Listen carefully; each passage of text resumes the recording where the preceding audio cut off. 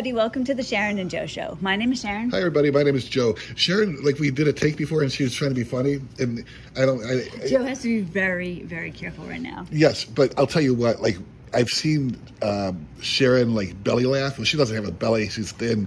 But I've seen her and her daughter, the most beautiful thing in the world, like coming in the kitchen from work, and Sharon's just laughing, and she falls down on the floor and is just laughing, and Paris is laughing. It was just cute. You guys, I want to be funny. And I think part of me thinks I am funny, so I'll say stuff to like cheer Joe up and cheer the kids up, and nobody ever responds. And I'm like, can't you just fake laugh or something? Well, if you make yourself laugh, that's cool, because laughter is I don't know if it's a cure, but it's like a great tool to have in the toolbox. Laughter feels fantastic. You know, there's nothing like a good laugh. We can't ever forget that we cried, but God, we can laugh today. So guys, just every once in a while, tell me that I'm funny. All right, that'll make me feel good. I need that. I have low self-esteem, I think. Speaking of laughter and positivity, like we sometimes, we try to evolve in a way where we let you guys know what's going on post narcissistic exposure. And today we wanted to talk about the reality of us being in a God-centered relationship and understanding and knowing peace and happiness, something totally different, a new pair of glasses, a new perspective on life. You know, Joe and I, we were talking about this yesterday, and Joe was a little bit down, and I said to him at one point, you know what? Imagine, like, remember when it was like 2 or 3 years ago, and you're thinking, you know, where you were at that point compared to where you are now.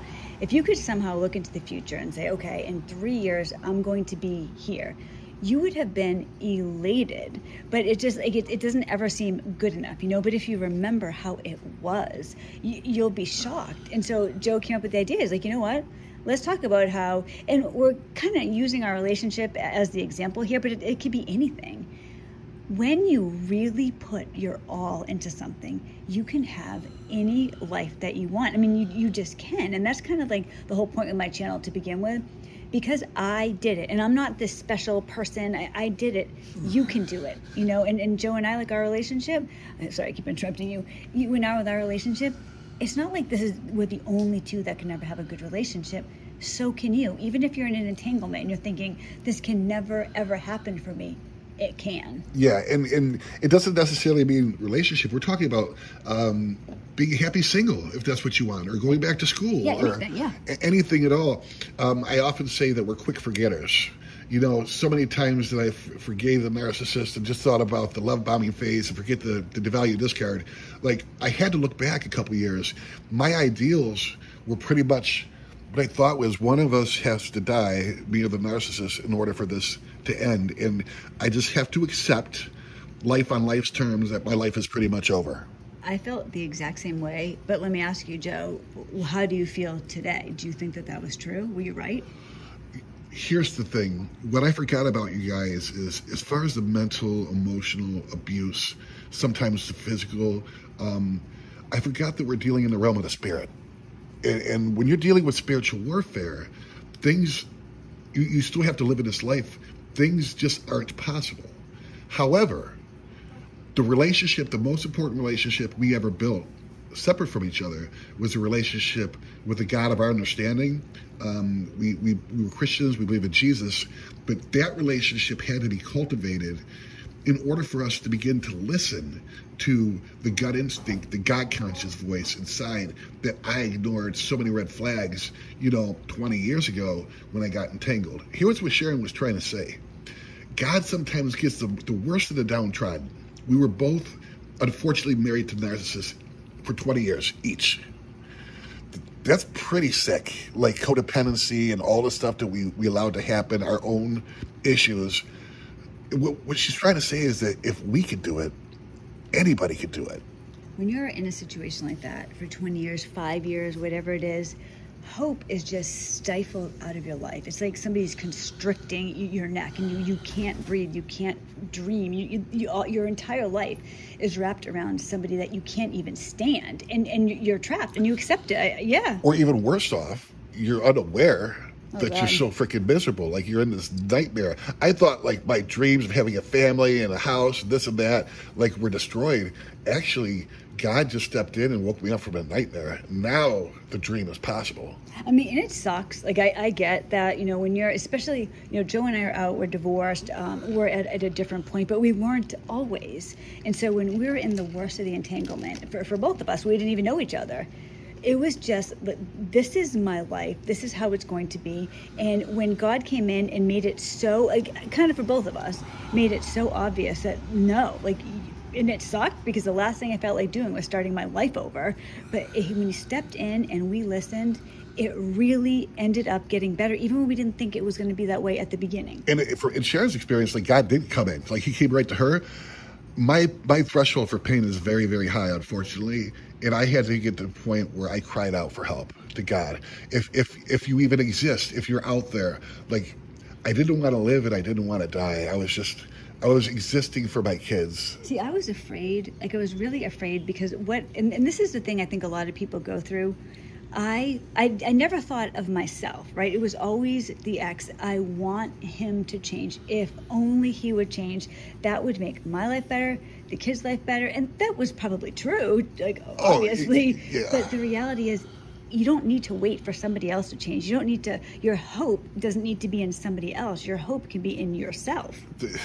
There's got to come a point, and this is what happened to me in my experience really quickly, is I was in no contact for about 5 or 6 months. I was still miserable. I was in pain.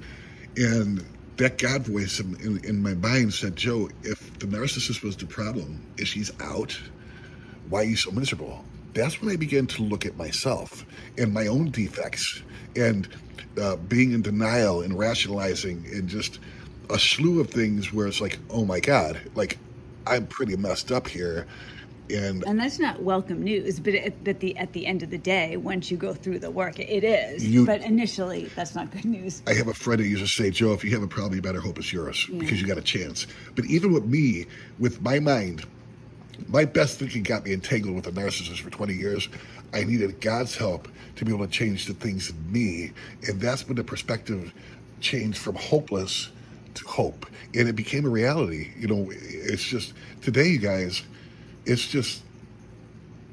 new. Like our relationship, like I never knew what it was like to like be best friends and pray together and talk to God together and share our lives with each other and come home at the end of the day, like wanting to come home. Like Sharon's my home. Like I need to come back to her, and having a meal and somebody that cares for me and makes lunch and that I can take care of when she's in need. It's night and day. So we're always, many times I tend to talk about the narcissistic experiences and stuff. I'm not going to say, well, before I got the silent treatment for five weeks. Well, today we talked to each other. I wanted to compare and contrast my old ideals of hopeless despair, bewilderment, terror, frustration to where I'm at today. And it's just a night and day difference. This is all a new experience for me, and I love it. It's for me too. You know, both of us, we had similar experiences. Different, right? We're different genders, and we had different relationships, entanglements, as we typically say. But today, and it's only been a couple of years, but already in just that few short years. You know, we were talking before about yesterday how, you know, you had told me that you were, oh God, what did you say? Because you were talking about, you were talking about something, how you were down and about, oh yeah, that's right, sorry. You were down about something that's going on today. And I said to you, well, you know what, Joe, a couple of years ago, say 2 years ago when we first met, where you were then, thinking about where you are right now, if somebody just magically told you, like, this is what your life's going to be, you would have been elated. So you have to kind of temper your expectations a little bit. Well, what Sharon helped me do is, like, for me, most of the time, my faith is, like, retroactive. So looking back, like she asked me to do, like, 2 or 3 years ago, and where I'm at now, the spiritual experience is that I know that I was beyond human aid. Nobody's love can help me love myself. And I know that God did for me what I couldn't do for myself. So I do have faith today. But I use those like little markers. Like I see growth. when I look back at where I was and where I am today. I might not be where I want to be, but I'm absolutely 100% not where I used to be. Yeah, sometimes, not just you, but everybody, you forget. You know, you're experiencing a bad moment right now, and you forget how much you've accomplished, how far you've come. And that's like me. 2 years ago, you guys, I was in utter hell. I didn't know what I was going to do. I was so afraid. I had these 2 kids. Like, I hadn't worked. Like, what am I going to do? Like, I'm never going to get out. No car, no money. Yes. We have at least Sharon and I more than anybody, is I have this flaw. I'm a quick forgetter. Yeah. And that was happened like with the love bomb, devalue, discard. If she was nice for a day, I was at the love bomb, and I forgot about the devalue and discard. And then over and over, the cycle of addiction would happen. One of the things that we had to overcome was a term that I use, and is coined from a friend of mine, is terminal uniqueness. When I listened to videos and I was researching narcissism, I'd listen, and the person got through the other side, and I was like, yeah, but she has money. Too. Yeah, me too. Yeah, but she has a car. Yeah, but he doesn't have any kids. He's not a single dad. And my friend said, Joe, anything after the word but is just bullshit. So I started catching myself. And then it was, all that had happened, like when God came in, is, what if there's a different way? What if there's a possibility to not have to feel this anymore? Because I can't live with myself. When did you start feeling that way? When did you start thinking that maybe there could be a different way? When I was hopeless to a point where I knew that the relationship with the narcissist was hopeless, that I cried out to God in despair. And he came to me in different ways, through people talking, through a message, through the radio. It's just, I began to see maybe my best thinking got me entangled in a marriage with a narcissist for 20 years. And maybe there's a different way. And did you act on that when you first started feeling that? Or was it just something that kind of you thought? It was just desire to contemplate on, maybe if there's a different way. I've got to find the roadmap. I've got to find the way to do it. And it was sitting in front of me the whole time. It's funny how the dots started to connect when the God of my misunderstanding or understanding at the time, I began to build and cultivate that relationship with him. See, I did the same thing that you did. It was always, yeah, but, you know, I'd have myself, and exactly the same as you. Yeah, but this person has money, this person has family, this person has whatever. I didn't have it. And so therefore, I'm hopeless. You know, for me, it was, he has to die or I'm going to die. Like, that's what's going to happen. It's the parasite or the host has to die for this to be done. And, like, God takes the worst of us and uses us as an example of his power.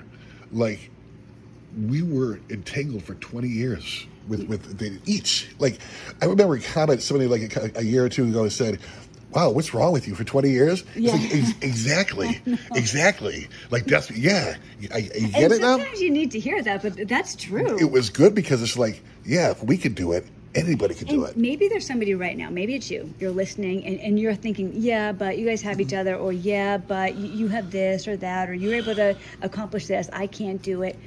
We're sitting here telling you right now, and this is God's honest truth, Joe and I both were probably the least likely to get out of these entanglements. Both of us, with like codependency, financial issues, like everything. Single parents. Yeah, it was no cars. Yeah, like it was bad, you guys. And that's when I started to think of, like, well, what if? I didn't close the door all the way to my life. I was screwed for the rest of my life. I was existing for my children, but you had like a little bit of hope. Yeah. What if there's a possibility that I could experience something different? I see you doing that now too, and you've said that to me before. You'll say, I don't have a good example right now, but you'll say basically that, well, maybe I'm just. Hopefully, maybe. What if it can be better? And you really live on that. Yeah, you guys see, I have complex post-traumatic stress disorder for real.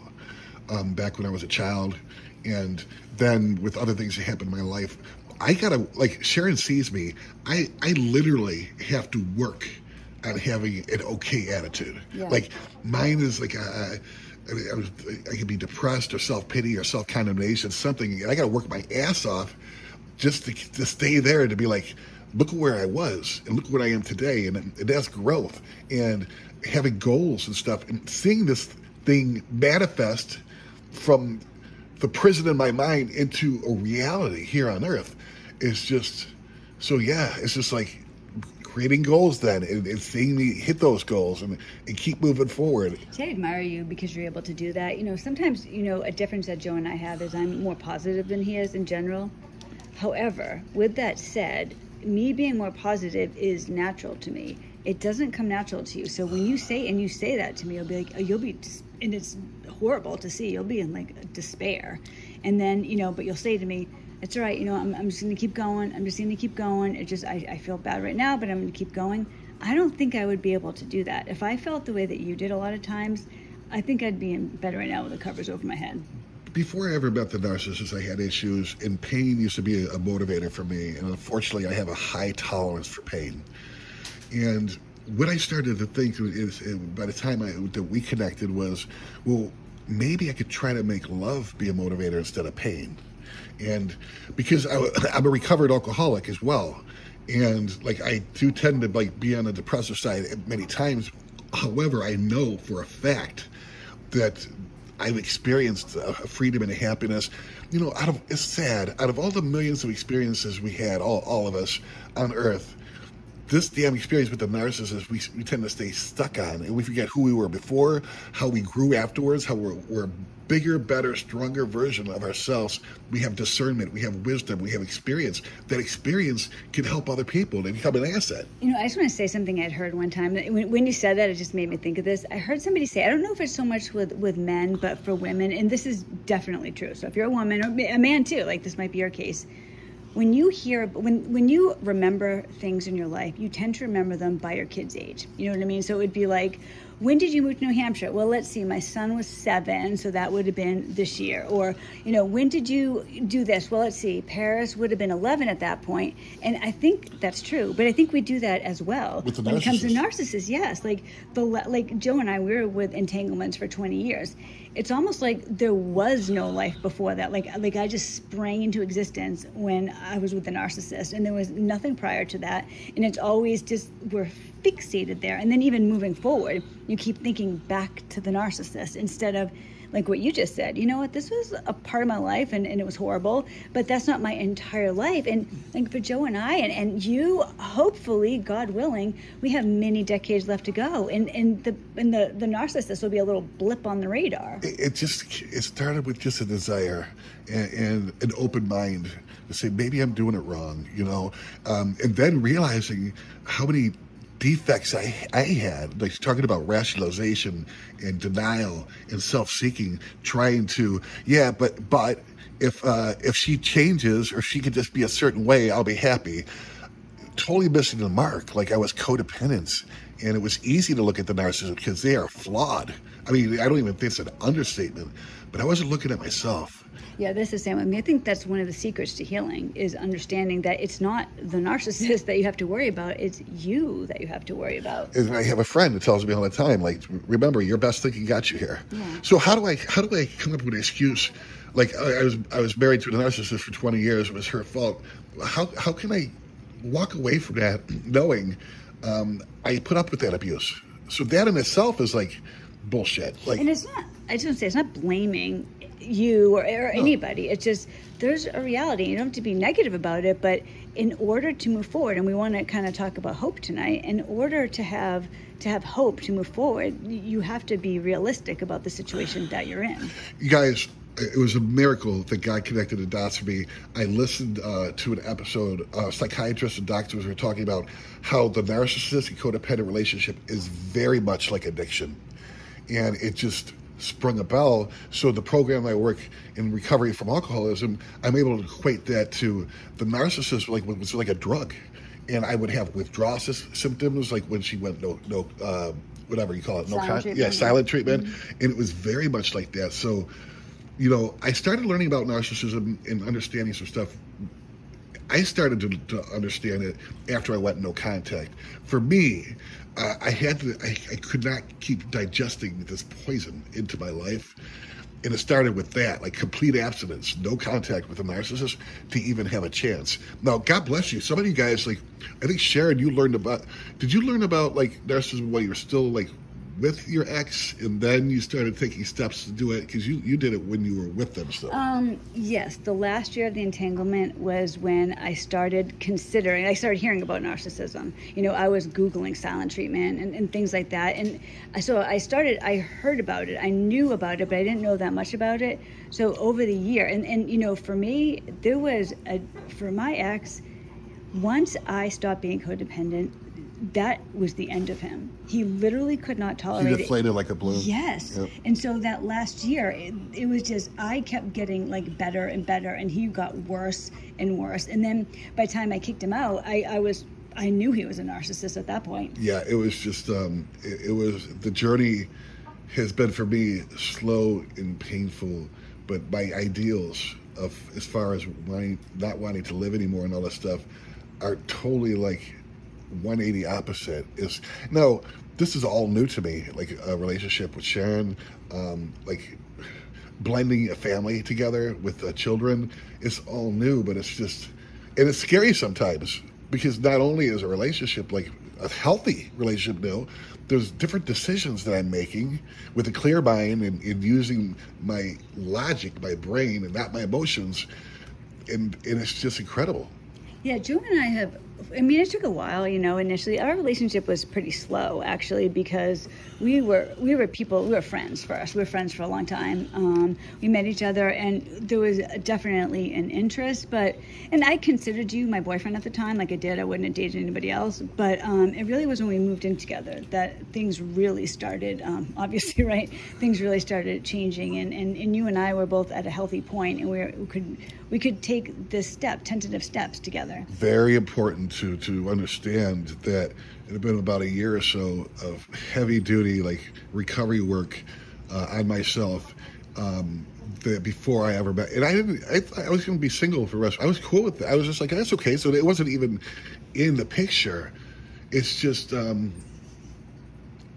God has the fingerprints all over our story, and it's just, this is what had happened. But before any relationship, I had to cultivate and fertilize that relationship with God first and foremost. I think it's important just to say, and I know most of you, all of you, would ever know this, Joe and I did not have each other throughout the worst parts of the narcissistic entanglement. When we separated, we were, it's not like we were having an affair together and we went off into the sunset. Or seeking each other's comfort in physical ways or anything like that. I didn't even know Joe during the worst of it. It wasn't until, and same with you, Joe, that we had gotten to a certain point. So if you're thinking to yourself, because I probably would do this, yeah, but you have each other. Now we have each other, but it wasn't true when we had to make important decisions and when we changed our life and learned and adapted and grew. We didn't even know each other. And it's not, we're not promoting relationships, and we're not bragging either.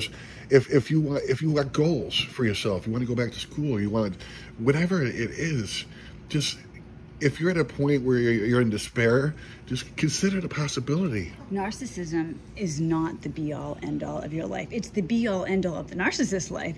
But if you're not a narcissist, there's really nothing that can stop you except yourself. The biggest difference that I see between empath and a narcissist is empaths have the gift of insight, and they have the ability to be honest, because it takes rigorous honesty to be able to look at yourself to say, holy crap, I'm a bigger problem than a narcissist.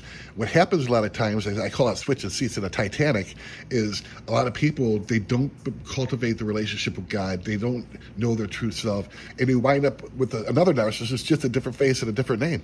I think that happens to a lot of people. If you don't do the work, you will almost certainly end up that way. The codependent is a magnet to these things. It's just like we're sitting ducks. And then you just like, sometimes people, you want to be loved. You want to be in a relationship. And so I don't know, like there's just like there's a part of that I think everybody has where you want to be loved. You want somebody to take care of you. And it's human. Yeah. It's human.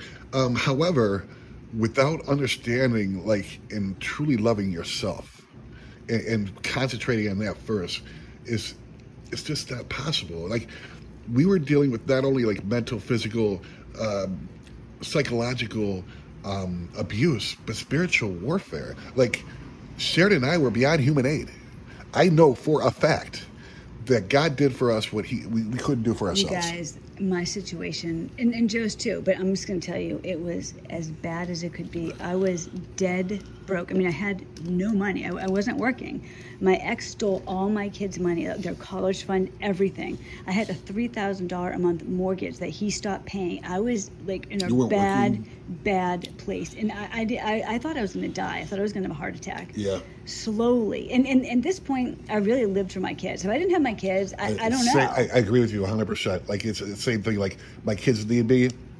I almost felt like a burden in a way. It was just, and then it wasn't. Like, I have to do this for my kids. Yeah, and I think it was God's way of saving our lives and having us hang on, because I would have ended it if I didn't have kids. I don't know if I would have done that, but oh, Joe, like when I think back to those days, it was as bad as it could be. And, you know, at one point my car like died, and I'm like, how am I going to get groceries? What am I going to do? And I was able to lease a car without even a job. Like these things that God helped me with. And I know he will help you too. And I know it sounds, yeah, but you know, you had this or that. I didn't have anything. I literally had nothing. But I was determined to take one step at a time, and I just kept moving forward. I wasn't worried about next week, today. I was worried about today. Yeah, how am I going to get through today? I wasn't thinking, well, in 5 years. There was no 5 years. Well, you know, at the end of the day, when I was freaking out in bed and I couldn't get to sleep, and it's 3:30 in the morning, Sharon would tell me many times, like, okay, do you have food in the fridge for the kids? Yeah. Do you have your job still? Yes. Do you have clothes to wear? Yes. And it was like when I went down that, what we were doing was like a gratitude list, not even knowing it, but we were looking at reality, not just feelings. But yeah, I got some food in there. Yeah, I got enough for like. Then I realized, like, I have everything that I need for this day, this next 24 hours. As a matter of fact, I have more than what I need. Do I have to make any decisions today? No. Yeah, you say that to me all the time. If I'm really stressed out, you'll say, all right, Sharon, do you need to decide this tonight? Do you need to decide this right now? And I think I've always said, no, I don't. But we tend to like catastrophize. Yeah, we do. And it's just, it plagued my mind for many, many, many restless, sleepless nights. And as the days go by, right, as you go through each 24-hour period, things get done, you know, because you have enough to do. Like I have a lot. Sometimes I'm really bad, and Joe helps me with this, but I get really worried and stressed out about certain things, and then I'll put them off, right? And then there'll come the day where I can't put it off anymore. Then I'm so stressed out. So Joe tries to help me, you know, pull it back so I could get through just today, and then tomorrow we'll deal with tomorrow. That's all we have. Like, that's all we have is today. And like, I had one foot in the future and the other in the past, and I was just crapping all over that 24 hours that was given. And my story is very similar to Sharon's, but every day that went by that I was not digesting that poison was like one step farther away from that web, that spider's web, the web of deceit. And as I got farther and farther, and as I continued to talk to God and do what I had to do for my spirituality and faith, it's just, he started doing things for me, but I had to do the footwork. You know, think of it this way. Imagine if you had like 40 pounds to lose, right? If I was on a diet and I was going to lose 40 pounds, no matter what I do today, I'm not going to be wearing that bikini tomorrow. Like it has to be gradually each day. Okay, baby steps. Yeah, exactly. Little things. And over time, all of a sudden it'll seem like, wow, oh my gosh, like I fit into size 6 now. Like, you know what I mean? And you didn't think that you'd ever be able to, but here you are, just one day at a time. And it's like that with this. One day at a time, like one 24-hour increment. Believe in yourself. Even if you just say to yourself, you know what, tomorrow, like, it's going to fall apart and it's going to be a disaster. Fake it till you make it. Today, I'm going to do this. Tomorrow, I'll worry about that later. And over time, those days accumulate, and you can get to a really good spot. Yeah. Before, I always like reached out to God. I didn't even know if I really knew he existed. But I call it he. It's just too big, so I simplify it. I talk to Jesus, but it used to be, please help me get out of this, or please save me, please.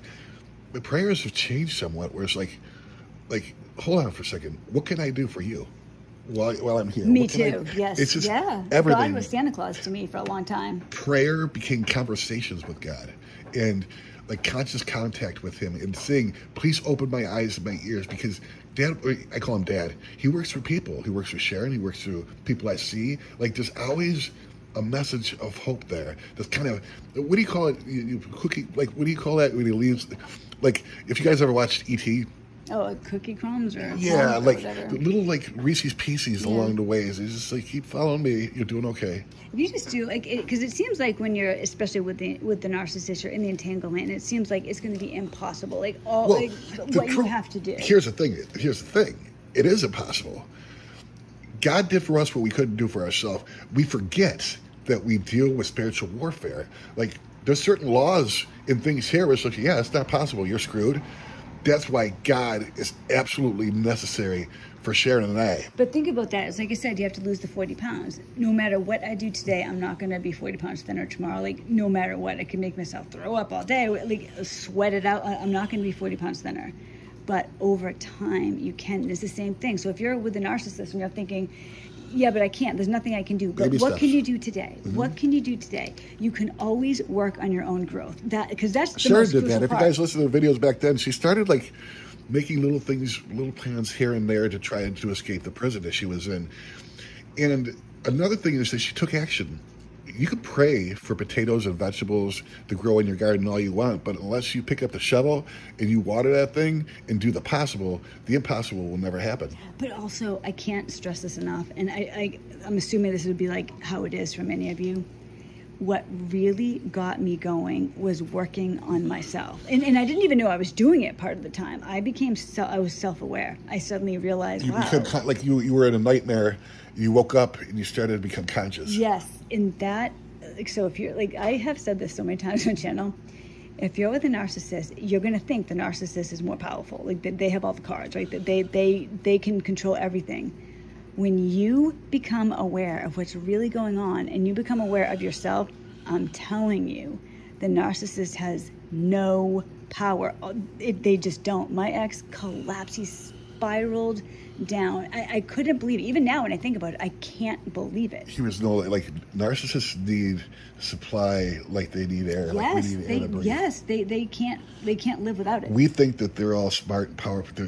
They're very highly fragile, like to the point where their psyche built this defense mechanism. They can't even take the worst of criticism from anybody. Yeah. It's just, it takes a little bit of time. It doesn't happen overnight. But you take baby steps. Like Sharon, instead of working on yourself, to me, that was getting honest with myself. Yeah. It was like, all right, so the narcissist screwed up. No shit. Like, but why did I put up with abuse for 20 years? And it's painful to do that. But if you, like, I'm telling you guys, it's necessary. One day at a time. Don't worry about what you're going to do a month from now. Don't worry about what you're going to do 3 days from now. Literally worry about, I mean, this is how it has to be. I mean, it sucks because I would rather just lose that 40 pounds overnight. But what you need to do is just, okay, what can I do tomorrow? What can I do today? What can I do? And if you do it, even just the smallest little step, you can, those steps will build up, right? What's that quote? I can't think what it is. Like the first, I can't remember. Someone taking the journey of 1,000 miles begins with the first step. Yes, thank you. Yeah, exactly. that one. I was like, oh my gosh, what am I going to do? But yeah, it's true, you guys. So if you're hopeless and you feel like, well, that's different for you because you have this or that, we didn't always have this. We just did each day at a time. Like I tell Sharon, we always got to play on words we don't always agree with. But I had to be hopeless as far as the entanglement, the relationship with a narcissist, to see that it's absolutely hopeless. And I had to be in enough pain to cry out to God, and then that's where true hope began. And that was just like a hope for just what if? Maybe my best thinking got me entangled with a narcissist for 20 years. What if there's a different way? What if? And thank God the dots were connected, and I was able to relate the narcissist, my relationship, like a drug. And I was able to work my program in recovery from alcoholism and substitute the narcissist for alcohol and work through it again and do the shadow work and look at myself to say, this is a twofold problem here. You know, this is, I got a bigger problem. It's me. And thank God, because with his help, I could change that. Let me ask you a question, Joe, to end this. What did you discover at the end? What did you discover today? Like in retrospect, when you think back, when you didn't know if hope existed, if you didn't know what was going to happen, what have you discovered? How can I put it? Seeking became finding, and believing became knowing. What I mean by that is that it's 100% fact that I have had a spiritual awakening. that I know when I look back that I didn't get myself through that. Like with God, all things are possible. You guys, we have like a diagram we consider like it's a triangle with God at top and Sharon and I below. And we always remind each other, okay, when we get worried or afraid, it's like, okay, let's stay in the triangle here. Let's go talk to Dad, as we call him, because we're his kids. And we made this conscious contact with God, an actual family. And it's beautiful. It's just like, it sounds kind of weird to other people, but like, we don't pray, we talk to God. Like we talk to our Father, and because it's just the way it is, man. And we did this like one step at a time. You know, neither of us were looking for a relationship. You know, I kind of laugh about this now because I think to myself, you know, I wanted to get married eventually, remarried eventually. So I would think that, yeah, I'd like to do that. It was like your top 50 priority list, and it was 51. I don't like, when I think about it now, what man was I going to be with when it was just weird. Like when I think about it, there was no thought behind it. It was just, I'd like to do that. You know, maybe I'd like to get some highlights in my hair. It was kind of like that. But now I realize if you can really put, I don't know, if you take, like I said earlier, one day at a time, things are going to fall on your lap. If you do the work, you got to do the possible, and God will do the impossible. Now, Sharon, you mentioned like we have Sharon. Hopefully, we'll do this week. A topic you wanted to discuss, like what that text you got, guys, and some stuff going on with the attorney and divorce and stuff. I'll let you say. Yes. So on Thursday's episode, this is what I'm going to talk about. Like right before Joe and I began this video, I got a message on my phone telling me something about my ex. I can't remember what it said. Something about he was giving my family, like my free kids access and I, to Apple TV, but he doesn't know my phone number. He has no connection. Did he send something to Paris too? Did she get something? I don't know. My mother sent something to Paris. My parents don't have my kids' phone numbers, and my daughter Paris got a text from my mother the other day, and I like literally just got this text. It wasn't a text. It was like a message about free Apple TV. Her ex offered, gave access to that. Guys, he doesn't know my phone number or the kid. So how did your mom? Your mom doesn't know. So here's my thing, you guys. This is what I believe. It was all within a week. The provider is Verizon, and they used to have an account together. They got separated, and then Sherry has her own. But I think that somehow he was able to talk to one of the customer service reps or whatever, and kind of play off like, my wife. I wonder if your son got that too, because he's on my account too. I wonder if he got. So I hope he didn't say anything. No, he would have probably told me. But if anybody's out there that knows about that or has any insight, please let us know. And then I think, Sharon, you're going to talk about too what we have to, another hurdle that we got to take care of. Oh yes, you guys. My ex owes me money, and I don't say I was hiding it from Joe. I was kind of keeping my stress about this, like from Joe, because sometimes there's a problem I have. I'm trying to work on this.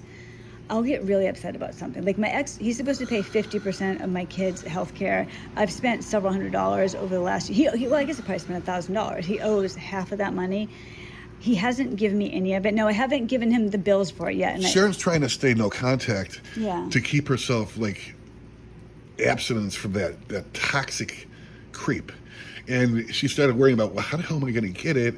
And it's not even that. It's the 401k, too. I'm owed a decent amount of money in a 401k. And my attorney just, quit on me. Or she just, ghosts me like this. I have to get an attorney. If you heard Sharon's story, too, it was like, man, we were dealing with a jackass attorney, a jackass in general, and then the realtor was it was funny, because I said, Sharon, it's definitely not you. We just got to get the hell out of there. But I think part of it, and I'll talk more about this on Thursday, because I know this video is getting long. And this is something that Joe and I are going to speak about further in other videos too. When you're first getting out of the entanglement, you are very vulnerable, and very often you don't have good people around you. I didn't have, I did and I didn't. I had church around me, but I didn't have people that really, really were looking out for my best. It wasn't until you, Joe, you're the first person, really, that has really looked out for me. I didn't have that, and I made a lot of crucial errors, and then it became almost like frightening, and it was horrible. So I kept it from Joe, but I was afraid to talk about it to Joe, because I was afraid I'm already so stressed out about it. Just thinking about it makes me feel sick. And then if I tell Joe, and then he gets stressed out about it, then I'm like, no, you don't. But that was my fear. Yeah, I'm like, oh my gosh, he's gonna be really angry. He's gonna agree with me that I'm not gonna get any of that 401k, or nothing's gonna happen, and then I'm gonna be desperate, and then I'm going to really be bad. Yeah, like, oh my God, I got 2 kids I'm responsible for, and they're going to need help with school and this and that. It's crazy thinking. That's a dangerous place to be, like when you're at the end of the relationship, and your emotional thinking takes over, and fear is like any decision that you make. Like, I remember Sharon made a couple decisions there on her own without like bouncing it off of me.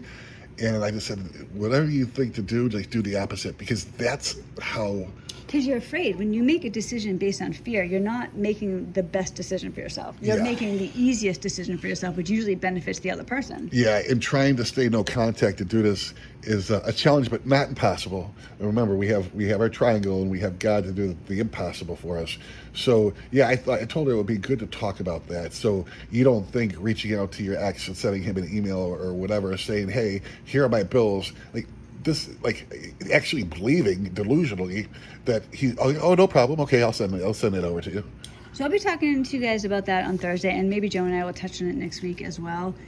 I know this is another long video. The Sharon and Joe show always goes long, so thank you. If you're still listening, thank you. I really appreciate it. Thumbs up. Yeah, thumbs up. Give us a thumbs up if you're still listening. Joe and I are gonna go have our night. It's our Saturday night. I don't know what we're gonna do. Something. We'll figure it out. Well, we're trying to get a getaway night somewhere in between here. Our biggest problem is actually like us spending quality time together, because we just have pets and kids and this and that. So we're gonna book something for tomorrow. Something simple, because it's not like we got a lot of money or anything like that for now, but we got everything we need. I told Joe, like, I'd be happy just to stay at some dumpy motel a couple towns over, just because. Not dumpy. I don't want not dumpy, but I'd be not happy. the Ritz. Right, exactly, because we don't have a lot of time together, and we're always in bed with the animals and the kids, and you guys, we've mentioned before, we don't have any privacy in this house, so we're living in the middle of the house, but that's okay. We're gonna get away, and we'll tell you guys about that too, and maybe we'll make a video while we're away. That will be cool. Yep, that'll be good. So guys, thank you. I hope you have a great week. I will see you on Thursday, and Joe will see you next Monday. And bye. Bye-bye, guys. Stay hopeful.